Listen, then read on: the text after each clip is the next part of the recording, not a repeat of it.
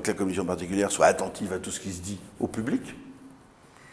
Il faut qu'elle écoute le public. Il faut qu'elle lui porte attention, qu'elle lui porte considération.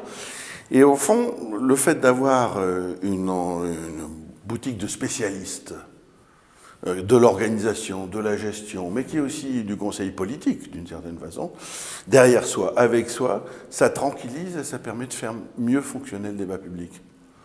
C'est pas donné à tout le monde d'avoir une posture dans le débat public, d'être à côté de la commission sans s'y substituer, et de régler toute une série de choses pour que la commission, dont il ne faut pas oublier que ce sont des intermittents du débat public, hein, ils ne sont pas là, ils ne sont pas payés comme s'ils étaient des permanents, ils ne sont pas là en permanence, ce sont des citoyens qui viennent.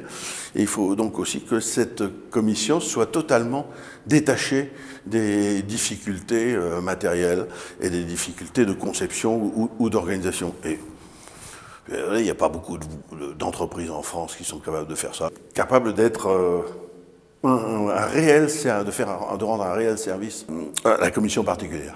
Ce sont des gens rigoureux, donc c'est des gens qui ont une conception à la fois technique et politique, ce sont des gens rigoureux. Dans nos affaires, il faut une rigueur financière, par exemple. D'abord, c'est pas une très grosse boîte. Donc, on n'a pas des jeux de substitution comme ça. Tu commences avec quelqu'un, tu termines avec quelqu'un. Deuxièmement, ils ont un sentiment de la progression, c'est-à-dire qu'au fond, ils savent, comme nous, que le débat public est quelque chose de très fatigant, voire d'usant de temps en temps, et qu'un secrétaire général ou une secrétaire générale ou un membre de commission particulière, ça a un nombre de vies, comme on dirait dans les jeux électroniques, limité.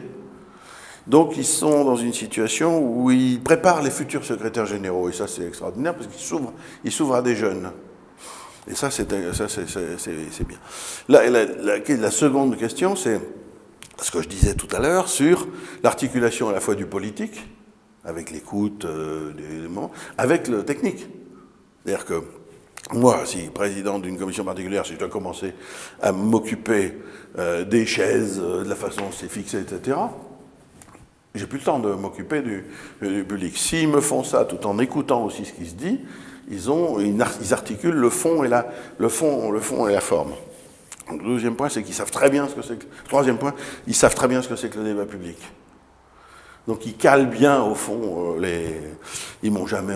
les propositions de salle, par exemple. Ils m'ont jamais emmené dans une salle des ordres de la République parce qu'il n'y en avait pas d'autres. Eh ben non, on a changé de lieu, etc. Donc ils connaissent bien, au fond, toutes les parties techniques qui sont impératives au débat public.